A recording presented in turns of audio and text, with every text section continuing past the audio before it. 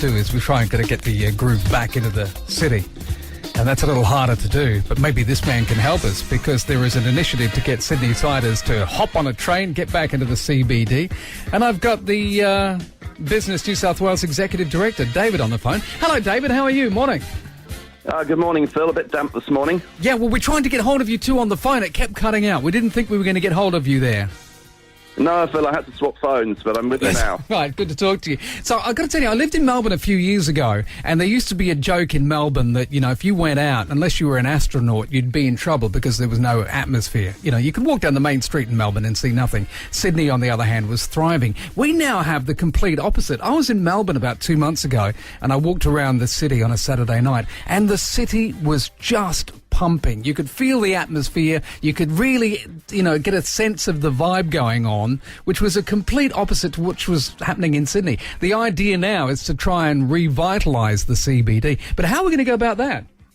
Well, I might start with a bit of bad news and a bit of good news, yeah. and some of that might be a bit of myth-busting, I think, Phil. Right. Obviously, the bad news is kind of times are tough out there at the moment, right? People are doing it tough. Times of change are tough, and in times of change, you always have kind of, you know, losing cities and winning cities, losing businesses and winning businesses. You know, we know that the working from offices kind of has changed. Not everyone's back every day. And we know that retail's struggling. Retail's struggling worldwide. Interest rates are high. People are not spending so much on things that they don't need to spend on.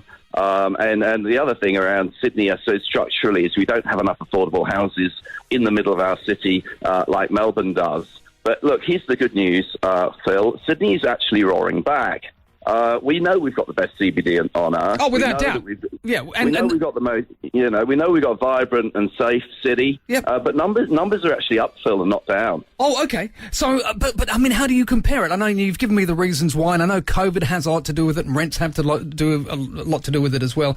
But you know, people say they come from overseas into the city, and sometimes, like on a Sunday night, according to the story at news.com.au, overseas visitors couldn't find a pub that was open past 10 o'clock on a Sunday night.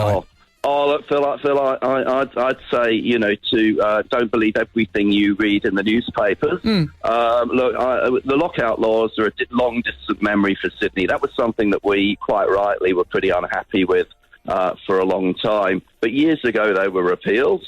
Yeah. If you look at Sydney, the York, Clarence and Kent Street area has just won a global award for safe nightlife, the Purple Flag Award. Mm-hmm. People are back.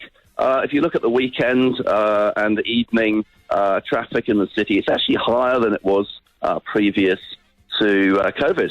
Yeah. So, look, I get the story. I sympathise with people who'd like it, you know, to be a lot buzzier, but Sydney is actually doing pretty well on a global scale, and it's doing pretty well on a national scale as well. It still is the number one tourist city in Australia. Oh, look, I believe you. And absolutely, we have the most incredible attractions of the city, being one of the finest cities in the world, you know. And that's not sort of being jingoistic or anything like that, but you really can notice. And we have the capacity as well to have people coming into the city, because we did that with the Vivid Festival, and it was packed. But, you know, there really are, though, David, noticeable differences in the city on a Saturday night in Sydney as opposed to Melbourne. And that's, I guess, the reason why you've got the initiative to try and get people to come back into the CBD. Oh, yeah, look, we welcome any initiative like that, Phil, regardless of sentiment or the actual data. The more the merrier, as they say. Yeah. Last Easter, not this one, but the one before, the New South Wales government trialled a few days of free public transport to get people moving around. And what that actually did is it brought families back to the city. It brought older people, it brought family groups, it brought younger people back into the CBD. And look, any initiative like that, whether it's a special entertainment district or whether it's an initiative to get people off their couches and back into our streets, it's got to be a good thing. Yeah, no, I hear. And therein lies the rub too, though, David. As somebody that lives on the north side, the problem we have as well, and a lot of the times on the weekend, is track work. So you've got replacement buses getting you into the city as opposed to being able to get the trains as well. That's something else that I think is a major factor for people trying to get into the CBD on the weekend. Well, I think that might be a little bit of muscle memory there, Phil, from the past, where 9 till 5, Monday to Friday, was when you got the weight of traffic. Let's maybe vote with our train tickets. and get the maintenance planners to realise that they can't possibly do the tracks when it's most busy because we're all travelling into the CBD. And the same thing happened at the Vivid Festival recently. You know, the trains, it was impossible to get in some cases because there was track work being done, or you couldn't get to Circular Quay Station and things like that. That became a major problem as well. Yeah, look, I hate to be the harbinger of all good news, but we do have one of the, most modern metro systems in the world about to open. That will whisk you in and out every few minutes.